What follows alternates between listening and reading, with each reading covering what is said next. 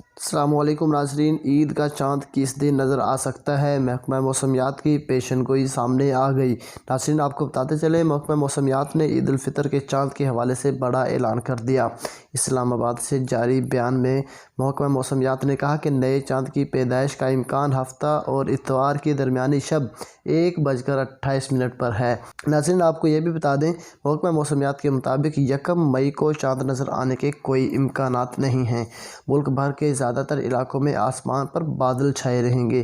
محکمہ موسمیات کے مطابق پاکستان میں عید الفطر 3 مئی بروز منگل کو ہونے کے امکانات ہیں۔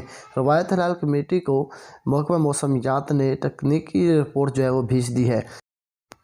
1 مئی کو چاند نظر آنے کے امکانات انتہائی معدوم ہیں۔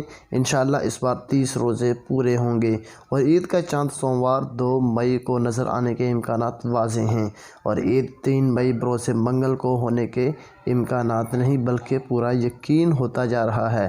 جی ناظرین، آپ کو ہم وقت کے ساتھ اپڈیٹس وہ بھیجتے رہیں گے۔ مزید اپڈیٹس کے لیے ہمارے چینل فیضان حنفی کو سبسکرائب کریں۔ ملتے ہیں نئی ویڈیو کے ساتھ، نئی اپڈیٹس کے ساتھ۔ اللہ حافظ۔